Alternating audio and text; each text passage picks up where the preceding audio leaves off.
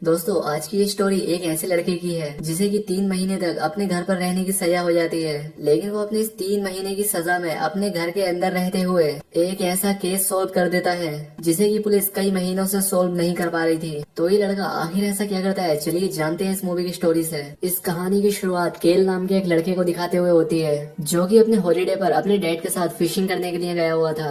यहाँ पर केल के डैड काफी खुश होते हैं क्योंकि काफी दिनों के बाद केल उनके साथ वक्त बिताने के लिए आया होता है। अब यहाँ पर ये लोग कुछ देर तक समय बिताते हैं और इसके बाद जब ये लोग घर जा रहे होते हैं तब पीछे से एक बड़ी सी कार आ जाती है और वो इन्हें ओवरटेक करने की कोशिश करता है। अब इनके सामने जो गाड़ी जा रही होती है उसे देखकर वो अपनी गाड़ी तेजी से मोड़ देता है और अब इसकी वजह से केल अपनी गाड़ी को कंट्रोल नहीं कर पाता और वो सामने की गाड़ी में अपनी कार ठोक देता है और तभी पीछे से एक और कार आकर इन्हें टक्कर मार देती है। अब इस एक्सीडेंट में केल तो बच जाता है लेकिन उसके डैड मारे जाते हैं। अब इसके बाद हमें 1 साल बाद का समय दिखाया जाता है और यहाँ पर केल अपने स्कूल में सो रहा था। इसके बाद उसके पास उसका टीचर आता है, वो उसे उठाता है और हॉलीडेज के बारे में पता करता है। वो टीचर कहता है कि तुम्हारे इस बर्ताव से तुम्हारे डैड को कितना बुरा लगेगा। अब इस बात से केल गुस्सा हो जाता है और वो अपने टीचर को ही एक पंच मार देता है। खैर अब इसके बाद केल को कोर्ट ले जाया जाता है और वहाँ पर उसे 3 महीने के लिए अपने घर के अंदर रहने की सजा दी जाती है और यहाँ पर केल के पैर पर एक मशीन फिट कर दी जाती है क्योंकि अगर केल अपने घर से 100 फीट दूर गया तो इसकी खबर पुलिस को लग जाएगी। अब क्योंकि ये मशीन वाटर प्रूफ होती है और इसे निकाला भी नहीं जा सकता था और अब इसलिए केल को 3 महीने तक अपने घर में रुकना ही पड़ेगा। अब यहाँ पर जो केल की माँ होती है वो उसके गेम्स, उसका टीवी सब कुछ बंद करा देती है। खैर अब केल ऐसे ही 2 दिन बिता देता है लेकिन उसके पास यहाँ पर करने के लिए कुछ भी नहीं था। अब वो देखता है कि उनके पड़ोस में एक नई फैमिली रहने के लिए आई है। अब उस फैमिली में एक लड़की भी होती है। अब यहाँ पर केल उन्हें देख ही रहा होता है कि तभी उसके पड़ोस में रहने वाले बच्चे उसके घर के सामने कुछ गंदगी फैला देते हैं और इसलिए केल उन्हें भगाने के लिए उनका पीछा करते हुए 100 फीट से ज्यादा दूर चला जाता है। लेकिन फिर भी पुलिस केल के घर पर पहुंच जाती है और वो उसे और उसकी माँ को वार्निंग देकर यहाँ से चले जाते हैं और केल की पड़ोसन के आने के पहले ही दिन उसके सामने केल की बेइज्जती हो जाती है। खैर अब केल अपने घर से 100 फीट की दूरी तक एक फेंस बना लेता है ताकि उसे पता चल जाए कि वो कितनी दूर आ चुका है। इसके बाद वो अपनी पड़ोसन को अपने घर से देखने लगता है। अब क्योंकि केल एकदम खाली था और उसने अपने पड़ोस में हो रही सभी चीजें देख ली थी कि कौन किस समय क्या करता है, वो यहाँ पर अपने एक दोस्त रोनाल्डो को भी ये सब दिखाता है। अब ये दोनों दोस्त अपनी पड़ोसन को स्विमिंग करते हुए देखने लगते हैं। खैर अब अगले दिन केल और उसकी पड़ोसन की मुलाकात होती है। यहाँ पर इस लड़की का नाम एशले होता है। वो यहाँ पर केल से कुछ देर तक बात करती है और इसके बाद अपने घर चली जाती है। अब इसके बाद हमें रात का सीन दिखाया जाता है जहाँ पर टीवी पर एक न्यूज आ रही होती है जिसमें दिखाया जा रहा था कि कुछ हफ्तों से शहर की कुछ लड़कियां अचानक से गायब हो रही हैं और हाल ही में एक और लड़की गायब हुई है और विक्टिम ने यह भी बताया है कि जो भी किडनैपर है उसके पास एक ब्लू कलर की मस्टैंग कार है और उस कार के सामने एक डेंट भी पड़ा हुआ है। अब यहाँ पर केल एशली को देख रहा होता है और तभी उसकी नजर उसके दूसरे पड़ोसी टर्नर पर पड़ती है और क्योंकि इसके पास भी एक ब्लू कलर की मस्टैंग कार होती है और इसकी कार पर भी सेम वैसा ही डेंट पड़ा हुआ था। यहाँ पर टर्नर अपनी गाड़ी से उतरता है और वो अपने हाथ में 2 ब्लैक कलर के बैग लिए हुए था, वो उन्हें अपने गैरेज में जाकर रख देता है। यहाँ पर केल को उस पर शक हो जाता है कि शायद टर्नर ही लड़कियों को गायब कर रहा है। अब अगली सुबह केल जब न्यूज़पेपर पढ़ता है तब उसमें भी वही न्यूज होती है। अब इसके बाद केल अपने फ्रेंड रोनाल्ड के साथ मिलकर अभी तक जितनी भी वारदातें हुई थी उन सभी की हिस्ट्री चेक करता है। ये पाता है कि उन सभी को एक ही तरह से गायब किया गया है और जिन लड़कियों की डेड बॉडीज मिली हैं उन्हें भी सेम एक ही तरह से मारा गया है। खैर अब कुछ देर के बाद एस्ले स्विम करने के लिए आती है और ये दोनों उसे देखने लगते हैं। अब यहाँ पर एस्ले भी इन दोनों को देख लेती है और वो केल के घर आ जाती है।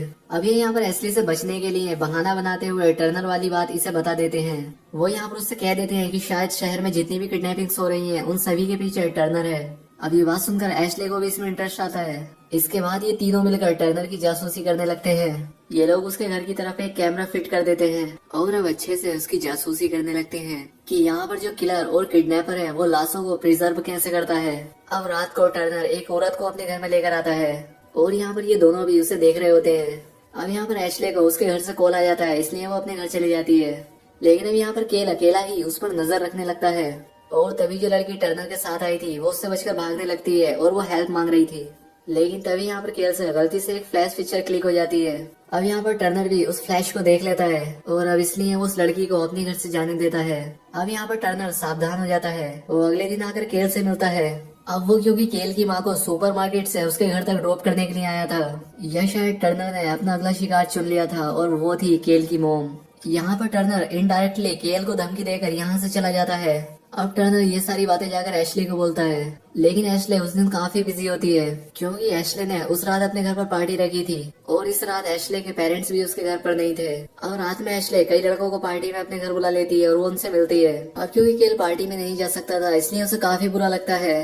अब यहाँ पर केल जोर जोर से म्यूजिक बजाने लगता है और इससे उन सभी की पार्टी खराब हो जाती है। अब इसके बाद गुस्से में जब एशले उससे बात करने के लिए आती है तब यहाँ पर केल उसकी तारीफ करने लगता है, उसे इनडायरेक्टली प्रपोज करता है। अब ये दोनों यहाँ पर किस करने लगते हैं और इसी बीच टर्नर अपने घर में एक औरत को लाकर उसे मार डालता है। वो उसे एक बैग में बंद करता है और उसे अपने गैरेज में ले जाता है। जब वो उस औरत को गैरेज में लेकर जा रहा था तब ये दोनों उसे देख लेते हैं। अब इसके अगले दिन टर्नर जब सुपरमार्केट में जाता है तब एशले उस पर नजर रखे हुए थी और बाहर खड़ा रोनाल्ड केल के कहने पर टर्नर की गाड़ी से उसके गैरेज का कोड निकाल लेता है।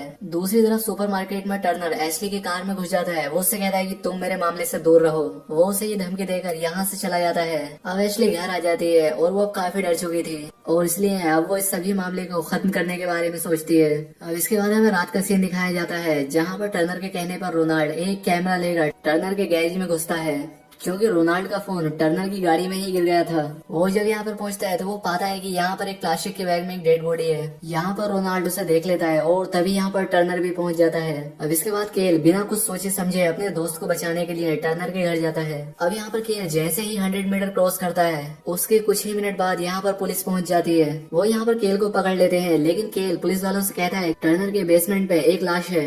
लेकिन यहाँ पर जब पुलिस चेक करने के लिए जाती है तो वो पाती है कि वहाँ पर एक हिरन की लाश थी। खैर अब इसके बाद पुलिस केल को उसके घर ले जाती है। यहाँ पर पुलिस उसकी मोम से बोलती है कि केल को टर्नर से जाकर माफी मांगनी होगी, नहीं तो कल उसे कोर्ट में पेश होना होगा। और अब इसीलिए केल की मोम टर्नर के घर उससे माफी मांगने के लिए जाती है। अब यहाँ पर रोनाल्ड भी पहुंच जाता है जो कि उसके घर के गैरेज से भागने में कामयाब हो गया था क्योंकि जब केल की वजह से पुलिस वहाँ पर आई थी तब टर्नर का ध्यान उससे भटक गया था। वो अपना गैरेज छोड़कर अपने घर के बाहर आ गया था और रोनाल्ड इसी मौके का फायदा उठाकर वहाँ से भाग गया था। अब यहाँ पर केल अपनी मोम को देखने की कोशिश कर रहा होता है क्योंकि वो टर्नर के घर पर गई हुई थी। अब यहाँ पर रोनाल्ड केल को उसके बेसमेंट की एक वीडियो क्लिप दिखाता है जिसमें कि एक लड़की की डेड बॉडी कैद हो गई थी। और अब यहाँ पर केल को पूरी तरह से यकीन हो जाता है कि टर्नर ही मर्डरर है। दूसरी तरफ केल और टर्नर को दिखाया जाता है वो यहाँ पर केल की मोम को मारकर उसे बेहोश कर देता है और वो उसे यहाँ पर कैद कर देता है। इसके बाद वो केल के घर में आ जाता है और रोनाल्ड के सर पर एक बेसबॉल बैट मारकर उसे बेहोश कर देता है। इसके बाद वो सीधा जाकर केल पर हमला कर देता है। अब यहाँ पर केल उससे अपने आप को किसी तरह से बचाते हुए 100 मीटर क्रॉस करने की कोशिश करता है ताकि पुलिस यहाँ पर पहुंच जाए। लेकिन यहाँ पर टर्नर उसे मारकर बेहोश कर देता है और उसे घर ले आता है। वो यहाँ पर केल को अपना प्लान बताता है। वो कहता है कि तुम्हें पुलिस से कहना होगा कि तुमने अपने दोस्त को मारकर बेहोश कर दिया है क्योंकि तुम्हारा दोस्त तुम्हारी गर्लफ्रेंड को कॉल किया करता था। और साथ ही तुम ये भी कहोगे कि तुमने अपनी मोम को भी मारा क्योंकि तुम्हारी मोम तुम्हें पुलिस में देना चाहती थी। अब इसके बाद टर्नर उसे मारने के लिए जाता है लेकिन तभी यहाँ पर एशली पहुंच जाती है और अब यहाँ पर एशली और केल मिलकर टर्नर को फर्स्ट फ्लोर से नीचे गिरा देते हैं। इसके बाद ये दोनों एक कमरे में जाकर छिप जाते हैं लेकिन टर्नर वहाँ पहुंच जाता है और दरवाजा तोड़ने लगता है। अब इसलिए ये दोनों बचने के लिए ऊपर से पूल में कूद जाते हैं। अब इसके बाद केल अपनी मोम को बचाने के लिए टर्नर के घर पर पहुंचता है। वो यहाँ आकर देखता है कि यहाँ पर हर जगह लाशें ही लाशें बिखरी पड़ी थी जिनमें से कि कुछ दीवारों पर थी और कुछ बेसमेंट में। अब क्योंकि वो 100 मीटर क्रॉस कर चुका था और इसलिए पुलिस भी उसे ढूंढने के लिए निकल पड़ी थी।